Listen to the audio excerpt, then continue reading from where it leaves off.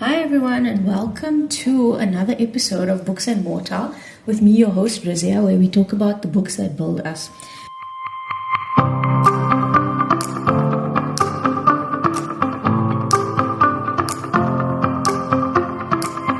So this episode is part 2 of a review of Jonathan Strange and Mr. Norrell by Susanna Clarke.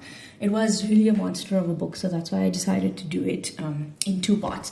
So there was a lot that happened in the second half, but at the same time, not so much. Events were really drawn out, and while it made for good reading, it took time for the story itself to actually advance.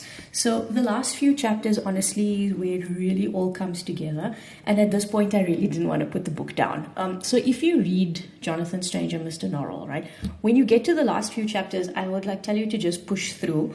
Otherwise, I don't think that you'll be able to fully appreciate the flow of events and how beautifully everything actually ties up at the end. Because, sometimes that is always the concern with books, is that how the author manages to tie up everything. But I think that this one is actually done quite well. But you really need to get a good flow of it. So where we last left Jonathan Strange, he was back from Spain after spending some time with the army, and he wrote his piece, refuting the book that him and one of Mr. Norrell's colleagues wrote. And that was essentially the parting of him and Mr. Norrell as tutor and mentor, and he became a magician in his own right, so to speak, right? So while Mr. Norrell was known to stick to his traditions, Jonathan Strange became known to be more daring in his magic. So whatever Norrell refused to do, Jonathan Strange was then asked to do instead. So in particular, he was asked if he could cure King George from his madness, right? So, there was the mad king of England, and he was asked if he could cure King George from his madness. And this was something that magicians don't generally do because, firstly, they felt like madness wasn't necessarily something that needed to be cured.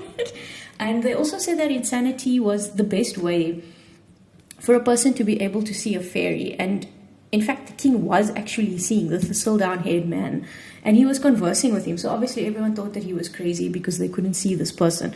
But he wasn't. He could actually see the fairy, and it's because of his, so-called madness. So when Jonathan goes to help the king, he finds himself and the king mysteriously transported to fairy. So he invokes this really old spell, and he manages to save both of them and bring them back to England. But he can't shake these lingering feelings of unease and then also curiosity. So he now knows that there's actually a lot of magic in England, and he wants to share this with Mr. Norrell. So he asks him if there are still fairies in England, but Mr. Norrell tells him that he doesn't know. And up until this point, he still hasn't told Jonathan that he's enlisted the help of the fairy to bring Lady Pole back to life, right? I think he doesn't want him to know that he's had any dealings with fairies because he denounces them so vociferously. So he does, though, tell Jonathan that in the days of John Usclas or the Raven King, there were obvious roads leading from England into fairy, and the roads are still there, but that they've fallen into disuse. So Jonathan, though, is pretty determined to explore them, and he actually becomes quite obsessed with the Raven King. So again, for somebody who kind of flitted from one profession to another and who actually couldn't really commit to anything, the magic and the Raven King in particular really become a very strong obsession for him. So at this point, Drawlight, who is one of Mr. Norrell's companions, he's disgraced himself completely, right? So what he did was he pretended to be Jonathan Strange, and he was taking money from people to teach them magic by correspondence or to perform magic for them. And then he would take a commission for it. And obviously he can do neither of these things, right? But it was quite funny because he was meeting with a client when Strange appeared out of a mirror, and he told her that she's been taken for a ride, which was probably a good thing, though, because she was wanting to inflict all sorts of horrible punishments on people she felt wronged her throughout her life. And honestly, I feel like this is why muggles shouldn't know about the wizards, because people are really awful. So Mr. Norrell actually has this interesting idea of re-establishing a magical court, right, called the Cinque Dragons, in response to what Drawlight did. So this would then deal with magical crimes, but because it requires 12 practical magicians and England only has 2, idea kind of fell flat, right? So he's a very naive man, really, in spite of all his years. And I think it's obviously because he's lived his life as a virtual recluse. He is a hermit, like I think in the true sense of the word.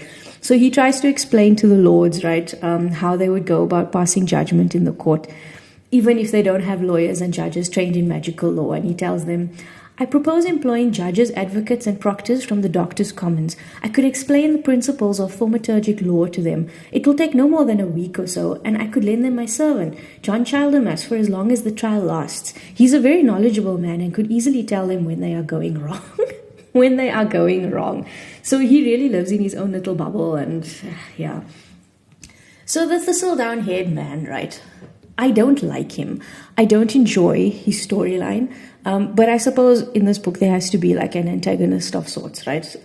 He's still got Stephen and Lady Pole in his clutches, and he's still determined to make Stephen the King of England.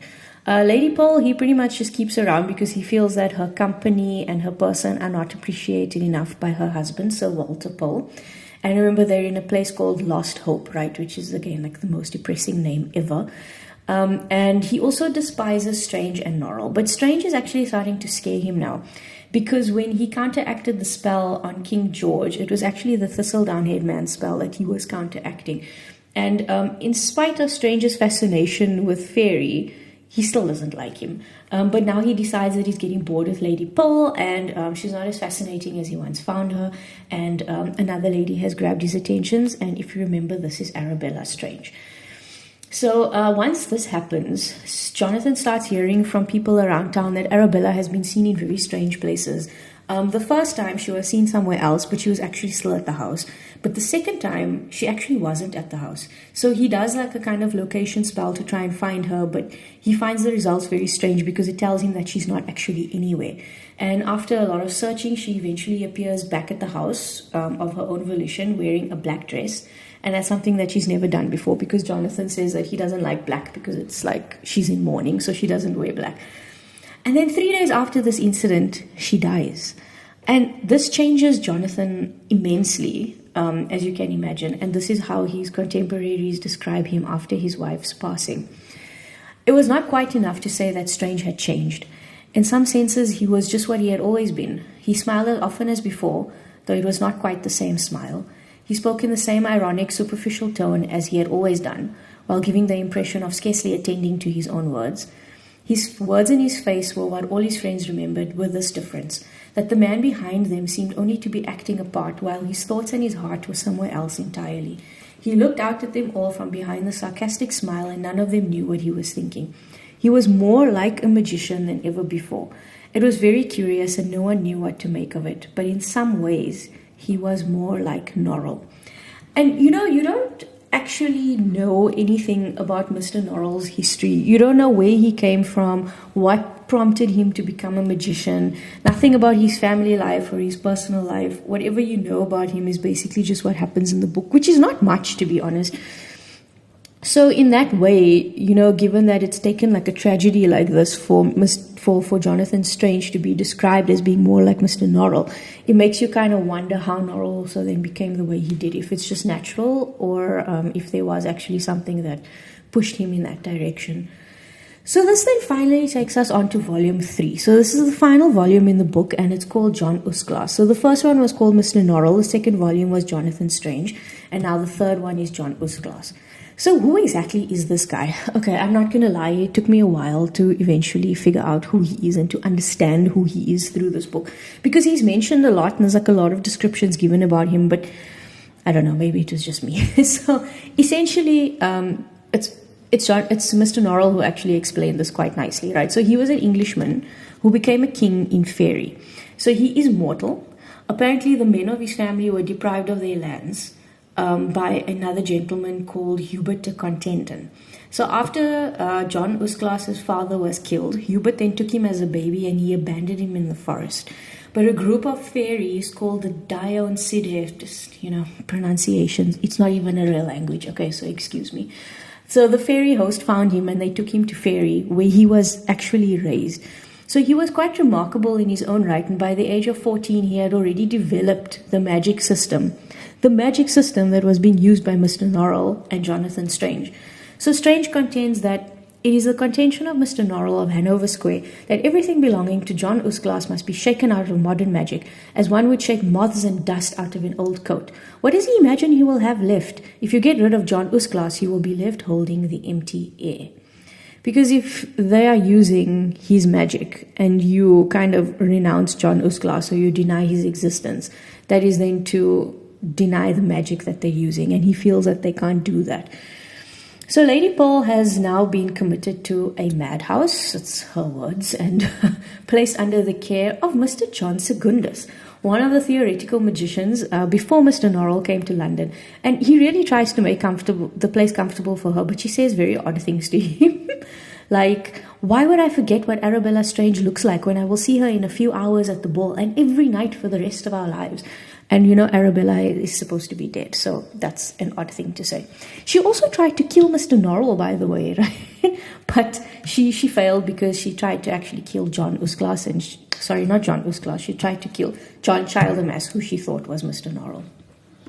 But Mr. Secundus is a really lovely character. He is so sweet and he is so kind. And he doesn't get nearly enough credit, right? So he's very perceptive. And when Stephen is leaving, because Stephen brought Lady Pole to the facility, he asks him what kind of magic is it that Stephen and the Lady Pole are shrouded in. Because he tells Stephen that he's able to see these red and white roses at their mouths. But Stephen brushes it off. And then on the way back to Walter Pole's residence, Stephen is attacked, being a black man in England. So this is how it goes. He eventually finds some help. He comes across a farmer, and he feels that he's going to ask him for help. So the farmer had never seen a black man before and was quite astonished to find such an otherlandish creature in his yard. Despite all evidence to the contrary, he could not bring himself to believe that Stephen was speaking English. The carrier, who sympathized with the farmer in his confusion, stood beside Stephen, kindly repeating everything he said for the farmer's better understanding. Really, I can't even imagine what that must feel like, So during this detour of his, Stephen happens across Vinculus, the street magician, who Mr. Norrell has nothing but contempt for, and the one who spoke the prophecy of the two magicians to Jonathan before he even became a magician. So the conversation goes like this. Stephen hesitated. Your skin is marked and discolored. I thought perhaps the marks meant you had a disease of some sort. That is not what my skin means, said Vinculus. Means? Said Stephen. That's an odd word to use. Yet it is true, skin can mean a great deal. Mine means that any man may strike me in a public place and never fear the consequences. It means that my friends do not always like to be seen with me in the street. It means that no matter how many books I read or languages I master, I will never be anything but a curiosity, like a talking pig or a mathematical horse. Vinculus grinned. And mine means the opposite of yours. It means you will be raised up on high, nameless king. It means your kingdom is waiting for you and your enemy shall be destroyed. It means the hour is almost come. The nameless slave shall wear a silver crown. The nameless slave shall be a king in a strange country. This is the prophecy of John Usglas himself. Stephen learns this when he mentions this encounter to the thistledown-haired man. But the man tells him that the prophecy doesn't refer to him at all, and most of it isn't even prophecy. And surprisingly, Stephen finds himself feeling a little bit disappointed by this. But it's because he's felt displaced all his life, and for some reason this prophecy had given him the briefest sense of belonging. And then to understand that it wasn't actually about him just kind of made him feel displaced all over again. So Jonathan Strange is at this point seeming to dissolve into a bit of madness, right? So he's obsessed with the idea of summoning a fairy because he believes that he can learn a lot about magic from the Fae, which is not untrue, provided that the Fae are willing to teach you. So, of course, Mr. Norrell disagrees with this, but it doesn't stop Strange. In fact, I actually think it makes him want to do it more just to irritate him. The problem is that he doesn't know how. So he realizes that the only other person to have likely seen a fairy was King George, and the particular trait that he had that Jonathan didn't is that he was mad. So they called him the Mad King, right? So Jonathan figures that he needs to work up a little madness, but he's not sure how to induce something like this. So after a little while, he decides that he's going to travel, and he's going to Italy. So when he's there, he keeps up a correspondence with some people, and he met Lord Byron, who's a poet, right? So they don't like each other initially, but eventually they become friends. And a major thing about Italy is that he meets a family called the Greysteels. It's a father and his daughter and her aunt, who are traveling together, and they take a liking to Jonathan, and they actually end up spending a lot of time together. And the daughter Flora takes quite a shine to him. So he's still enamored with the idea of summoning a fairy, and this is his reasoning. So people are obviously like trying to put him off this because, you know, they've heard that the Fae are very unstable and they're very violent. They're a very violent race. So Strange listened politely, and when she had finished, he said, "Oh, to be sure, fairies are naturally full of wickedness and exceedingly difficult to control. Were I successful, I should certainly have to take care whom my fairy or fairies associated with." He cast a glance at Miss Greysteel. "Nevertheless, their power and knowledge are such that a magician cannot lightly dispense with their help, not unless he is Gilbert Norrell. Every fairy that ever drew breath has more magic in his head, hands, and heart than could be contained in the greatest library of magical books that ever existed." So he's got a lot of respect for fairies, as you can see.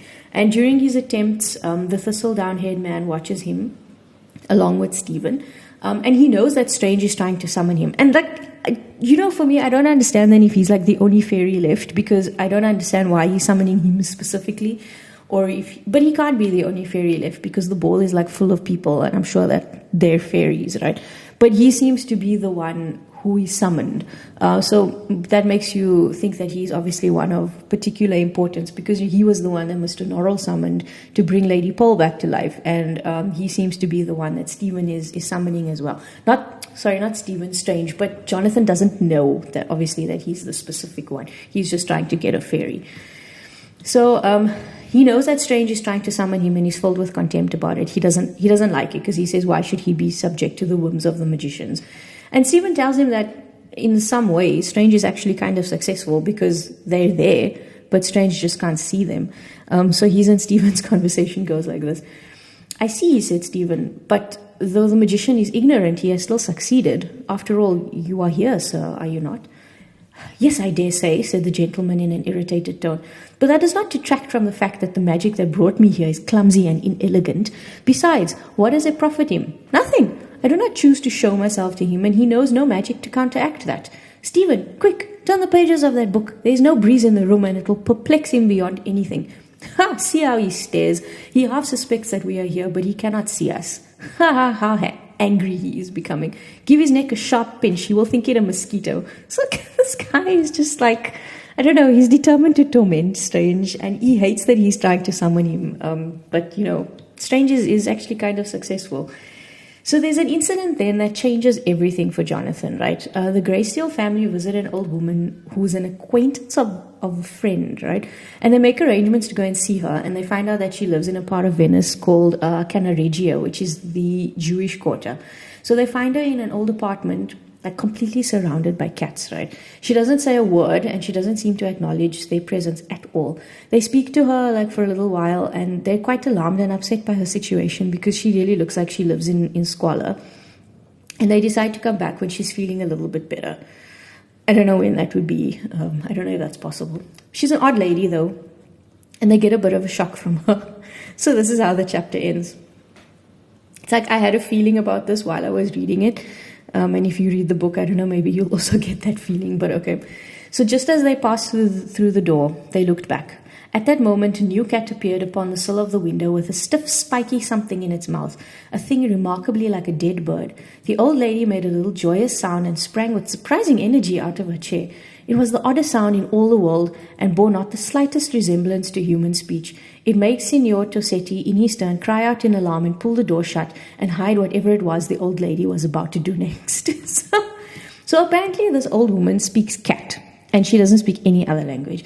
So everything is explained in a footnote at the end of the chapter, and it's quite the story. I do recommend that you read that particular footnote just to get a little bit of background on this woman.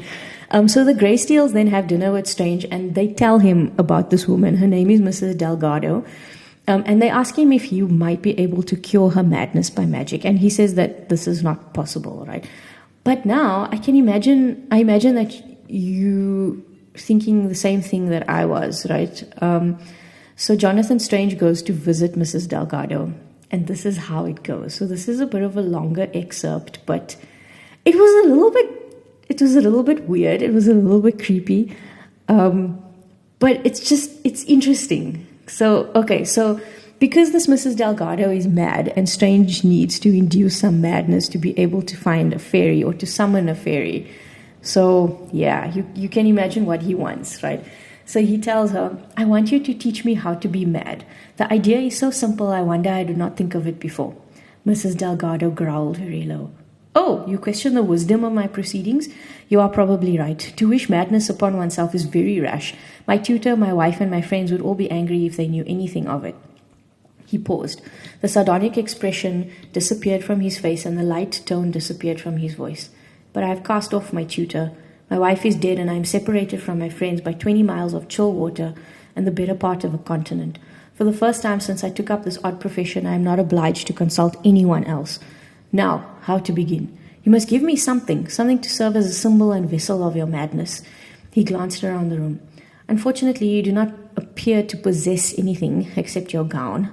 He looked down at the saucer which he held in his hand. And this mouse. I believe I prefer the mouse. Strange began to say a spell. There was a burst of silver light in the room. It was something between white flames and the glittering effect which fireworks produce. For a moment, it hung in the air between Mrs. Delgado and Strange. Then Strange made a gesture as if he intended to throw it at her. The light flew towards her, and just for a moment she was bathed in a silver radiance. Suddenly Mrs. Delgado was nowhere to be seen, and in her place was a solemn, sulky girl in an old-fashioned gown. Then the girl too disappeared, to be replaced by a beautiful young woman with a wilful expression. She was followed swiftly by an older woman of imperious bearing, but with a glint of impending madness in her eyes. All the women Mrs. Delgado had ever been flickered for an instant in the chair. Then all of them disappeared. On the chair was only a heap of crumpled silk. Out of it stepped a little grey cat. The cat jumped daintily down, sprang up on the windowsill, and vanished into the darkness. Well, that worked, said Strange. He picked up the half-rotten dead mouse by its tail. Instantly he became interesting to several of the cats who mewed and purred and rubbed themselves against his leg to attract his attention. He grimaced. And what was John Usclass forced to endure, I wonder, in order to forge English magic? He wondered if he would notice any difference. Would he find after he had done the spell that it was time to guess if he were mad now? Would he stand about trying to think mad thoughts to discover if any of them seemed more natural? He took a last look around at the world, opened his mouth, and gingerly lowered the mouse into it. And wow, does it work. It's obviously incredibly potent. So he decides to make a tincture out of the mouse so that he can try and sort of control how much madness he will subject himself to, right? And this is where everything changes. So the fact that he turned Mrs. Delgado into a cat, right? It was interesting that all of the women she had been flashed in the chair and then she becomes a cat. So then you figure that that's probably what she was meant to become, or her true form or her true desire at that point. I kind of think he did her a favor, to be honest. I think that she'd probably be happier. So anyway, Jonathan Strange then starts experimenting with his tincture, right? And he experiences episodes of madness where he hallucinates and afterwards, he can't really recall what happened. So he becomes annoyed that even if he was able to summon a fairy in this condition, he wouldn't actually be able to talk to him. So he decides to reduce the dose, and he finds that he's now much more lucid, but he's still mad. And it is in this state that he eventually becomes aware of the thistledown-haired man standing in the room with him. So the man is completely shocked when Strange addresses him, and maybe it's because he asks him for some snuff, and I don't think that fairies carry that around. So after the second interaction with the thistledown-haired man, Strange asks him for something that he obtained from the previous magician that he worked with, which, if you remember, was Mr. Norrell. And he got Lady Pole's finger out of the deal and half her life along with it. So the fairy is very fascinated by this interaction anyway, because he feels like Strange just wants more power, or he wants riches, or he wants, lots of women, and he wants fame and things like that. But he doesn't. And I think this really shocks him and he can't understand it. So anyway, he has to now give Strange this box containing Lady Pole's finger. And when Strange finds it, he feels that there's something familiar about it, but he can't place his finger on it. So he decides that he's going to go to Fairy, and he doesn't want to do it by madness because he wants to be lucid while he's there. So he casts a spell, and he takes just one drop of the tincture, and he finds himself in Fairy. So everything around him had changed, but the people around him didn't seem to notice anything, right? So he's still in Venice, kind of. He makes his way to a house, and he discovers a ball in full swing. So people are dancing all around, and I'm telling you that at this point, I sat up like a little bit straighter and like held my nose a little bit closer to the book because I was very keen to see what happens now, right?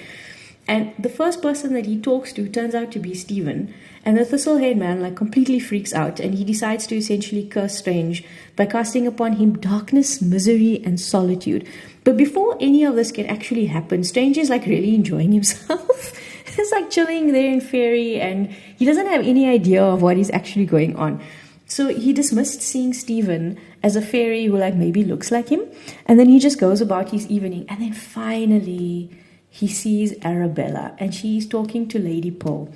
And Arabella thinks that Jonathan has come to rescue them, but he had no idea that they were actually trapped there. So the thistle-haired man is surrounded by a dark tower, and this is how it is described, right? So something was standing in the center of Venice. It could be best described as a black tower of impossible vastness. The base of it seemed to cover several acres. It rose up out of the city into the sky, and the top of it could not be seen. From a distance, its color was uniformly black and its texture smooth, but there were moments when it seemed almost translucent, as if it were made of black smoke. One caught glimpses of buildings behind, or possibly even within it. In spite of this, though, the first thing Strange does when he gets back to Venice is that he warns Dr. Greysteel that his daughter might be in danger of being kidnapped by the thistle-haired man. And then comes the difficult task of convincing people that Arabella is actually alive and that she's trapped in Fairy. So he's desperate, like, obviously to save her, but the thistle-haired man has expelled him from Lost Hope and he can't get back. So then there's like the series of events that leads Drawlight to actually meet Jonathan Strange in Fairy. So he finds Jonathan to be like pretty mad at the time, and what he's saying doesn't make any sense to him. But Strange tells Drawlight that Lady Pole isn't dead and that it's Mr. Norrell's fault that she is the way she is. And he gives him her finger and tells him to deliver it to Mr. Norrell's manservant, Childemus. So things start to get a little dark at this point, right? And there's a chapter about the Greysteels, the aunt and Flora, where there's this hectic thunderstorm, right? And a mirror appears on the wall. But it doesn't actually seem to reflect the room. And Flora disappears, and then she reappears under like these mysterious circumstances with a small bottle filled with amber liquid, which, no, I don't think is her stash, right? She admits to her family that she saw Jonathan Strange, and she's trying to convince him to stop doing the magic that he's doing because it seems to be driving him insane, and it really is. And actually, even earlier in the book, Arabella also implored him to leave Fairy alone, to not go down the fairy roads because he doesn't know where it's going to take him and what he's going to find. And now you see Flora like doing the same thing and discouraging him from following the path that he is. And the general opinion of Strange at this point is that he's gone off the rails completely. And everyone thinks that he murdered his wife, by the way. And they all think that there's no hope for him, not to mention like the Tower of Darkness that surrounds his residence in Venice. So new fairy roads are now opening, and people who have never before studied magic are suddenly able to do magic, which now obviously causes chaos across England. And the government declares that Strange is not to return, and Mr. Norrell must make sure that he doesn't. So while all of this is happening, Strange actually manages to send John Childem as Lady Pole's finger, and then he travels to the madhouse where Mr. Segundus is, overseeing Lady Pole. And between the two of them, they manage to reattach her finger. And she finally comes out of her enchantment. I was so happy at this point, because shame, I felt so sorry for this woman. But she is not happy, right? And I mean, like, who can blame her? She's not happy about what happened to her, and she is really angry at both Jonathan Strange and Mr. Norrell, because I think, like, at this point, she just hates all magic. And she wants to write, like, all kinds of letters to the newspapers, exposing what awful people they are and what they did to her. But it was actually only Mr. Norrell, but she feels that Jonathan Strange betrayed his wife by not rescuing her the night that he saw them at Lost Hope. But he didn't know, shame. He didn't know. And I think he was just so shocked by seeing her. And they dug up her grave, hey, and they found that it was just a log inside there. So, yeah, they realized that she's actually not dead. So finally, Strange and Norrell come face to face, and they are in Mr. Norrell's library at his old lodgings called Hurtfew Abbey, where he keeps all his books and that he doesn't want Jonathan Strange or anyone else to read it. So their meeting is actually very amiable, and Strange asks Mr. Norrell for his help in breaking the enchantments on his wife and Stephen, and he asks him for his help in summoning John Usglas, the Raven King himself. And they try, and eventually they seem to actually be successful finding him to be somewhere in Yorkshire, of all places, by means of a location spell. So another interesting happens here. Norrell becomes trapped in the Tower of Darkness that's surrounding Jonathan. And his reasoning is that the fairy just mentioned that it affects the English magician without being specific as to his name. So that's how Mr. Norrell became trapped as well, which oddly seems to make Mr. Norrell very happy. But I think it's just because he really likes Jonathan Strange a lot. So he doesn't seem to be very upset that he's like stuck in this dark tower. And they actually can't be very far away from each other, like physical distance. Then the tower like moves and they're moved back together. So there's a series of events that take place here, right, in quick succession.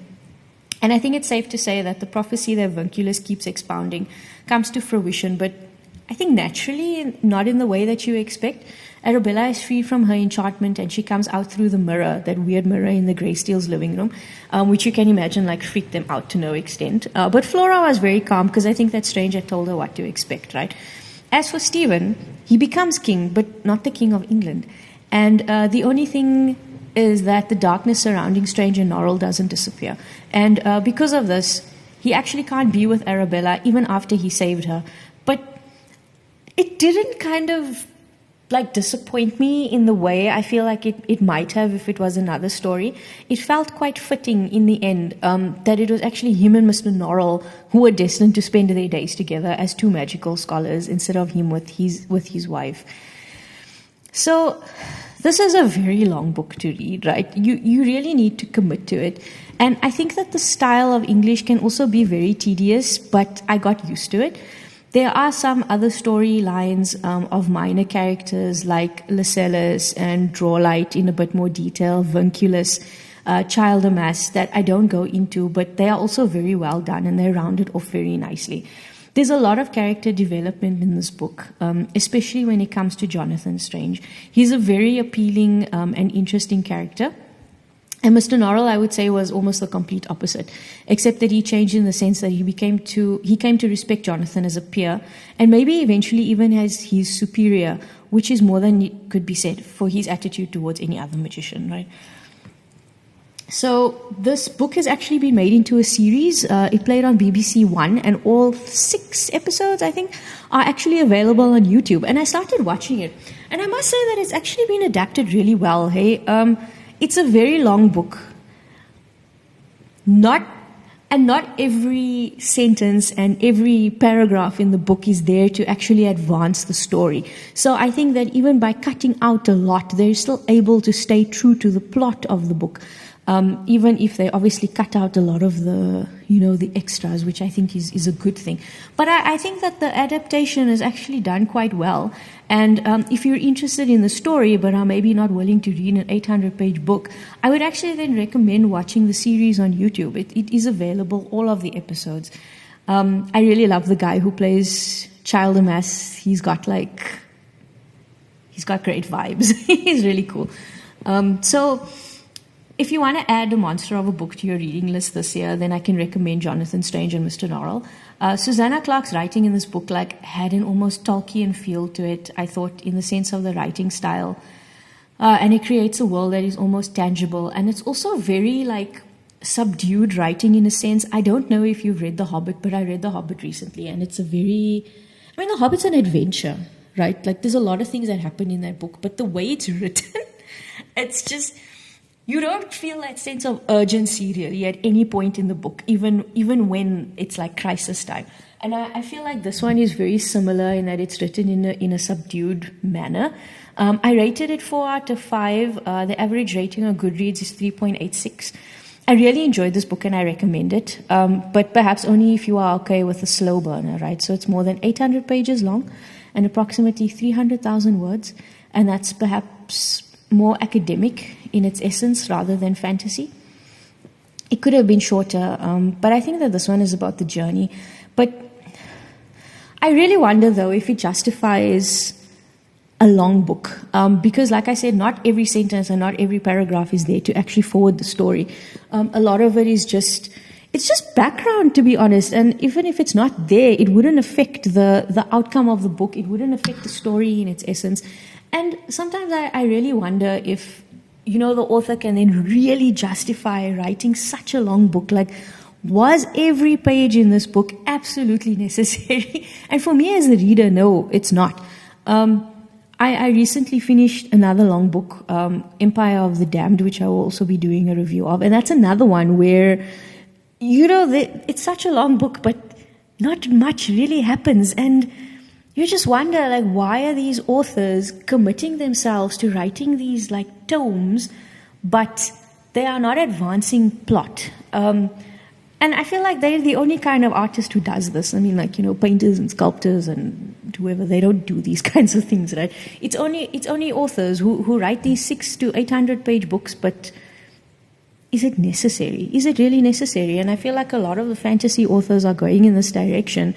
And like, for example, the Way of Kings or the Stormlight Archive series of Brandon Sanderson's. I've been reading Oathbringer now for probably 3 years, and I'm about 3/4 of the way through it.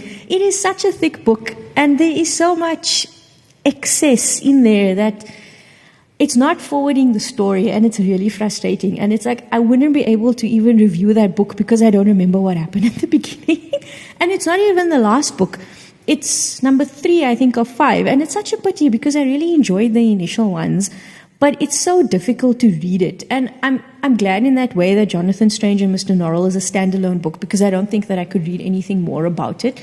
But I think that it's, I don't know, something maybe for fantasy writers to think about, that when you are writing an 800-page book, do you need all 800 pages? Or would, 450 to 500 suffice? Because honestly, in most cases, I think that they will. But I do recommend this one, and I hope you enjoyed this review. So that's all from me. And thanks for listening to this episode of Books and Mortar with me, your host, Razia, where we talk about the books that build us. Until next time, bye.